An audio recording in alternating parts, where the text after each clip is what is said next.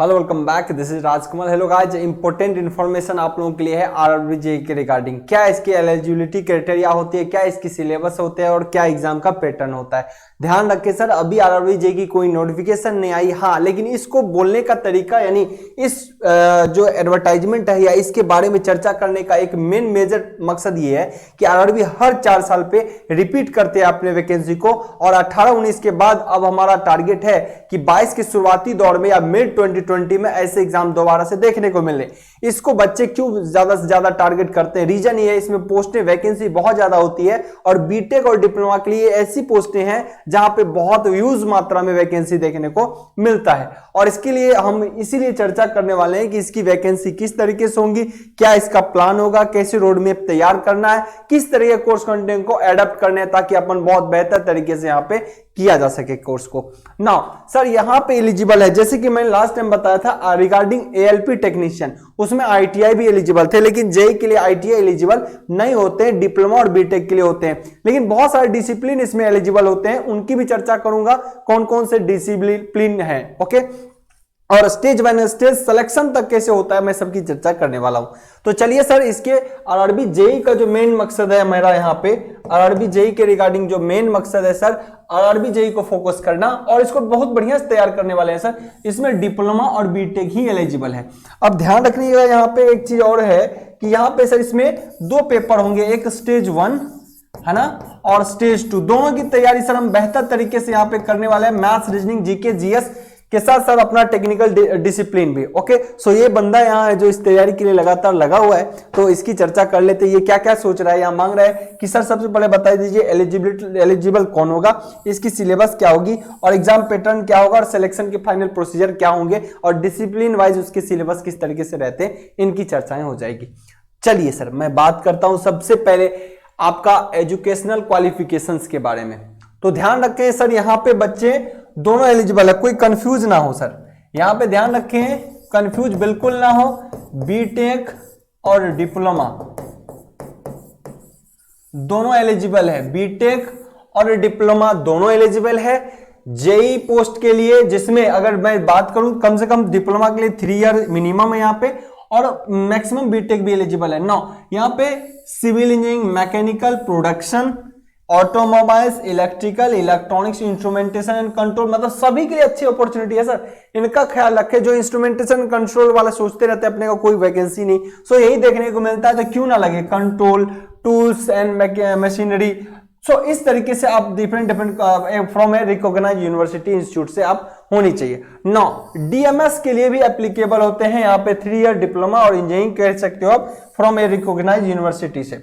No, JEE IT information technology के लिए यहां भी आपको सर बीए, बीएससी, बीटेक आपको नीड होता है, और यहां पे इक्विवेलेंट बीटेक के इक्विवेलेंट होना चाहिए। ओके, लेकिन कंप्यूटर साइंस यहां पे प्रीफर किए जाते हैं क्योंकि आईटी डिपार्टमेंट ही सीएमए है, तो सीएमए के लिए bachelor degree science with physics या केमिस्ट्री आप कह सकते हो, मिनिमम 55% मार्क्स यहां पे एलिजिबल क्राइटेरिया। सो एकदम बी रेडी रहना, एकदम तैयार होकर रहना सर, क्योंकि इतनी ज्यादा व्यूज वैकेंसी कभी नहीं देखने को मिलता। लास्ट टाइम जो 18-19 की वैकेंसी थी जेईई के अंदर, लगभग 14,000 पोस्टें थी, 13,500 के आसपास पोस्टें थी, और बहुत बच्चे सेलेक्ट हुए, बहुत बच्चों ने तैयारी किया। लेकिन ध्यान रखिए, अब मैं यहां कहता हूं कि सर क्यों इसकी तैयारी करनी चाहिए। देखिए, नॉन टेक भी जो तैयार करता है, जो इन्होंने टेक्निकल कंप्लीट छोड़ दिया है, जो एसएससी, रेलवे वगैरह की तैयारी करता है ना, वो भी ऐसे एग्जाम को अटेम्प्ट करता है, क्योंकि उनको पता है पेपर 1 में सर पूरा नॉन टेक रहने वाला है, तो वहां क्वालिफाई, बहुत टेक्निकल वाला नॉन टेक में भी छट जाते हैं। तो एकदम नहीं छटना है, किस तरीके से अपने को लगना है, उनकी ब्रीफ में यहाँ पे चर्चाएं होंगी। सो नॉन टेक वाला बच्चा भी क्या करता है, पहला पेपर निकाल लिया, टेक्निकल को बाहर निकाल दिया, अब जो है वेटेज थोड़ा टेक्निकल का, बहुत बच्चा उसमें नॉन टेक घुस गए, तो ऐसे कंडीशन में क्या हो जाता है सर, वो टेक्निकल तैयारी कर लेता है 6 महीना, तो वो हो सकता है कि अब उसमें जो टेक्निकल थोड़ा थोड़ा करके, जो बंदा टेक्निकल थोड़ा भी अच्छा करके नॉन टेक भी अच्छा किया था तो वो नहीं घुसा, तो उसमें टेक्निकल वाला का पूरा पूरा हो जाता है, क्योंकि नॉन टेक वाला पेपर 1 तो निकालता है पर पेपर 2 में भी कटअप इतना अच्छा चला जाता है, मतलब ज्यादा चला जाता है, इसलिए नॉन टेक वाला भी रह जाता है और बहुत नॉन टेक वाला का हो भी जाता है। सो इसीलिए सर अगर हम पहले से तैयार है, क्योंकि आपको पता है मिड 2020 या एंड ऑफ 2020 ये वैकेंसी श्योर शॉट आनी है और इसके लिए एकदम जी जान से लग जाना है। सर ये वैकेंसी आपको जरूर जॉब देगा, और कोई वैकेंसी इतनी पोस्टें नहीं होती है नेशनल लेवल पे और उतना फाइट करते हो, थोड़ी सी स्ट्रगल जरूर होती, इसमें कम स्ट्रगल है, लाइफ सेट है, जिंदगी झिंगा लाला हो जाएगा, इनका ख्याल रहे। नौ मैं यहां बात कर दूं सर, यहां मैं बात करूं कि एग्जाम का जो जेई का पैटर्न होता है सर, ये पैटर्न को देखना है। सबसे पहले फॉलोइंग स्टेज, मेन 3 स्टेज होता है, अगर कहें तो 2 ही, और तीसरा जो आपका डॉक्यूमेंट वेरिफिकेशन या मेडिकल होता है, मेन 2 होते हैं। First stage CBT 1, okay CBT 1 और यहां CBT 2।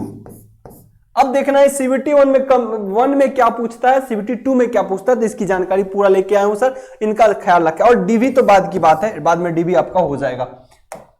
पहले स्टेज की बात करूं CBT 1, ओके यहां पे स्टेज 1, इसी को बोल रहे हैं स्टेज 1। मैथ्स पूछता है सर 30 नंबर का, जनरल इंटेलिजेंस रीजनिंग पूछता है 25 नंबर का, जनरल अवेयरनेस पूछता है 15 नंबर का, जनरल साइंस पूछता है सर 30 नंबर का। यहां पे फिजिक्स, केमिस्ट्री, बायो तीनों, और यहां पे जीके इसको लो, ये तो रीजनिंग है ही, ये मैथ्स है ही। सो टोटल सर 90 मिनट, मतलब 1 घंटा 30 मिनट आपको वक्त देता है ना, 1 घंटा 1.5 घंटा आपको। और कितने क्वेश्चन होते हैं सर यहाँ पे, 100 क्वेश्चंस होते हैं, जबकि एएलपी टेक्नीशियन में कितना मिलता है सर, 75 क्वेश्चंस पूछे जाते हैं, है ना। चलिए ना यहां पे मैं बात करूं 100 क्वेश्चंस है, तो यहां से सर आपको बैरियर पार करके बैरियर 2 में जाना, यहां से बैरियर सर पार करके आपको बैरियर 2 में जाना है। अब बैरियर 2 में जाना है तो जरूर इसकी क्वालिफाइंग नेचर आपको अच्छा लाना पड़ेगा, इसके कटअप क्रैक करने पड़ेंगे सर। एक एस्टिमेटेड डाटा कम से कम, हालांकि रेलवे में भीड़ सीट बहुत ज्यादा होती है, कम से कम सर 50 से ऊपर मार्क्स आपको लेना पड़ेगा। जोन वाइज बांटते हैं तो, पर उम्मीद करता हूं इस बार पूरा जोन को एक साथ कॉमन ले ले। अब तक क्या हुआ करता था, जोन वाइज बांट दीजिए, अजमेर जोन अलग है, भोपाल बिलासपुर अलग है, मुंबई अलग है। सो ऐसे कंडीशन में बच्चे अलग अलग जगह फॉर्म भरते हैं तो कहीं ज्यादा कटअप चला जाता है, कहीं कम। अब उम्मीद करता हूं कि इस बार से पैटर्न में ऐसी लागू हो कि कोई बंदा एक बार कहीं भरा तो पूरे इंडिया में उसका कटअप एक साथ बने। ओके ये उम्मीद कर रहा हूं कि ऐसा ही हो जाए। तो कम से कम 50, अगर पूरे इंडिया की बात करें तो 60% तो कम से कम आपको लाना है, ताकि पेपर 1 बढ़िया से क्लियर हो जाए। तो इसमें वेटेज देखिए, मैंने तो मैथ्स का दिया हुआ है, रीजनिंग आपको बहुत आसान होता है और आपको साइंस पे फोकस करना है। जीके अगर थोड़ा कम भी रह जाए तो कोई दिक्कत नहीं, क्योंकि जीके के साथ जनरल अवेयरनेस भी रहेगा यहाँ पे, एंड आप कह सकते हो जनरल अवेयरनेस, या आप इसी को बोलते हो करंट अफेयर्स, है ना, ये भी रह जाता। तो इन तीनों को फोकस मोस्टली करने हैं सर, इनको और इनको फोकस ज्यादा करना है जी। इसको इतना करो जितना है उसी में क्वेश्चन प्रैक्टिस कर लो, मामला क्लियर है ना। CBT 2 की बात करें, CBT 2 में अगेन सर जो आपने पहले पढ़ा ना, जो जनरल अवेयरनेस और फिजिक्स एंड केमिस्ट्री, ध्यान रखना सर बायो यहां पे नहीं है, बायो को मैं काट देता हूं ताकि ध्यान रहे आपको, बायो यहां नहीं है। ओके नाउ अब मैं चर्चा करूं जनरल अवेयरनेस, ये मिलके 30 नंबर का तो यहीं पे हो गया, जो आप पहले पढ़ के आए हो 30 नंबर का तो वही पूछ रहा है। ओके ना यहां एडिशनल जो नया आपको 2 पढ़ना पड़ेगा वो है कंप्यूटर एप्लीकेशन 10 नंबर का, और फिर basic environmental and pollution control आपका 20 नंबर का, 10 नंबर का, टोटल 20 मार्क्स यहां पे आपको अलग से CBT 2 में पढ़ना है। लेकिन मेजर पार्ट कौन CBT 2 में पढ़ना है सर, मेजर पार्ट में टेक्निकल एबिलिटीज, और टेक्निकल एबिलिटीज सर कितने मार्क्स के हैं, 100 मार्क्स के, ह्यूज मार्क्स, बहुत ज्यादा मार्क्स सर यहाँ पे 100 मैटर करता है स्टेज 2। ओके सो टेक्निकल में आपको यहाँ पे करना पड़ेगा, मतलब 120 मिनट, मतलब कि आप कह सकते हो सर यहाँ पे आपको कितना घंटा दिया गया है समय, यहाँ पे 2 घंटे का वक्त है, 2 आवर्स। ओके और क्वेश्चन कितने हैं सर, 150 मार्क्स कितने हैं सर, 150, 150 मार्क्स के क्वेश्चंस हैं। ओके तो आपको कम से कम 100 110 लाने होंगे सर, 100 से ऊपर रखना पड़ेगा स्कोर, मतलब पूरे मतलब बैरियर को बहुत छोटे, अगर 80 रखोगे ना तो 80 लाओगे, इतना याद रखना। बैरियर अगर 50-70 रखोगे, 70 में क्वालिफाई कर देता है, 80 तो ले आएंगे, तो 80 पे ही रह जाओगे सर। बैरियर को रखना है 110 क्रॉस करके लाना है। क्या करना है स्टेज 2 में? 110 से ज्यादा लाना है बैरियर पर। मामला यहीं से कटअप आपका हो जाएगा। सिलेक्शन तो यही है सर, पहला प्री क्वालिफाई करके गए सेकेंड है, और सेकेंड स्टेज में क्या करेंगे सर? 150 में ना टारगेट 110 का रखेंगे। कैसे में एसएससी जेईई में 200 में 150 का टारगेट रखना पड़ता है, और कम से कम 150 से नीचे सिलेक्शन नहीं है, तो बच्चा का माइंडसेट भी वहीं पहुंचता है। सिमिलरली अगर मैं बात करूं 150 में माइंडसेट ही अपन रखेंगे 110 लाना है, तो मिनिमम 105 107 रहेगा, और उतना भी अगर रहेगा तो सर सिलेक्शन हो जाएगा। इनका ख्याल रखना है। तो इस तरीके से आपको इसको टारगेट करना है सर जी, आपको ये बहुत इंपॉर्टेंट है। नो, इसके लिए आप बात करो सर, आपको रेलवे ग्रुप स्पेशली इन सारी चीजों के लिए बिल्कुल ब्रीफ में डिस्कस करेगा। पूरे नॉन टेक सेक्शन को, मैथ्स, जनरल रीजनिंग, आप कह सकते हो जीके जीएस वगैरह के आप तैयार रहे। यहाँ पे हर एक सेक्शन रेगुलर के ही हर एग्जाम के लिए स्पेशली रेलवे ग्रुप का डिजाइनिंग किया गया है। रेलवे के किसी भी एग्जाम के लिए आप रेलवे ग्रुप को बिल्कुल ज्वाइन कर सकते हो, और लगातार बेहतर कंटेंट आपको प्रोवाइड किया जाएगा। मैं उम्मीद करता हूं कि सारी जानकारी आपको मिल चुकी होगी बढ़िया तरीके से। और मैं एक चीज और बताऊं सर, अगर टेक्निकल में, चूंकि मैं इलेक्ट्रिकल इंजीनियर हूं, तो मैं एक चीज चाहे तो मैकेनिकल वगैरह का सिलेबस तो मैं यहां छाप देता कि किस तरीके से होता है, लेकिन मैं इलेक्ट्रिकल इंजीनियर हूं, इलेक्ट्रिकल को एलिब्रेट एक बार कर देता हूं। बाकी डिपार्टमेंट अपने सिलेबस को देख ले, या मैं उसका भी सिलेबस को एलिब्रेट कर दूंगा इन फ्यूचर। मैं एक बात यहां पे कहूं तो CBT इलेक्ट्रिकल जो है, अब कोई कह रहा है इलेक्ट्रिकल में सर सिलेबस क्या है? इलेक्ट्रिकल में सिलेबस क्या है सर? इलेक्ट्रिकल का सिलेबस एज पर बिल्कुल दिया हुआ है सर SSC जेईई। मतलब कि आरआरबी जेईई का जो टेक्निकल जो 100 मार्क्स के आपने देखा ना, ये 100 मार्क्स का, वो एसएससी जेईई का जो आपका टेक्निकल है उसी को फॉलो करना है सर। और वो टेक्निकल में सिलेबस क्या है सर? वो टेक्निकल में सिलेबस क्या है उनकी चर्चा मैं कर दूं। वो देखिए सर, टेक्निकल में सिलेबस क्या है? एकदम लिमिटेड सिलेबस है सर। सर्किट है, या इसी को कह सकते हो नेटवर्क, थ्योरी, इसमें इंक्लूड जरूर करना बेसिक इलेक्ट्रिकल इंजीनियरिंग BEE आप कह सकते हो। अगर इसी में पढ़ा जाता है तो ठीक है, अदरवाइज BEE को आप सेपरेटली पढ़ सकते हो। Electrical machine,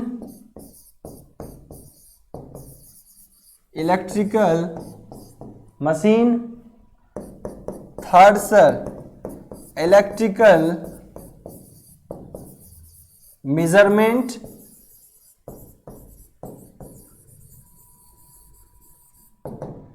next sir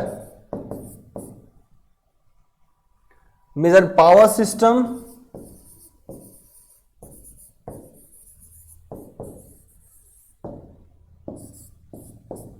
next estimation and costing, and मैं इसी में जोड़ देता हूं utilisation of electrical energy.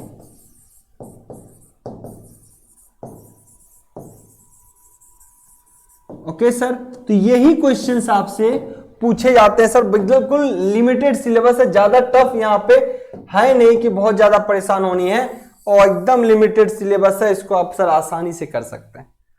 Okay, तो इनको सर आप बहुत बढ़िया से करिए, और उम्मीद करता हूं कि ये सब्जेक्ट आपके लिए बेहतर हो, और इसको आप बहुत बेहतर तरीके से करिए। बाकियों के सिलेबस पैटर्न की भी मैं बात करूं ना, जैसे कि मैकेनिकल की, तो मैकेनिकल के ये सब्जेक्ट्स हैं जो इंपॉर्टेंट हो जाते हैं आपको आरआरबी के रिगार्डिंग। ओके, मैकेनिकल के आरआरबी के रिगार्डिंग ये सब्जेक्ट्स हैं, 14 सब्जेक्ट है, इसको आपको फोकस करना है। मैं आगे बात करूं सर इलेक्ट्रॉनिक्स वाले बच्चे के लिए, तो electronics device, wireless communication, energy band gap, आप ये सारे चीजों को देख सकते हो सर। यहाँ पे इलेक्ट्रॉनिक्स वाले सब्जेक्ट्स के लिए इनको भी अच्छा खासा सब्जेक्ट से गुजरना पड़ता है।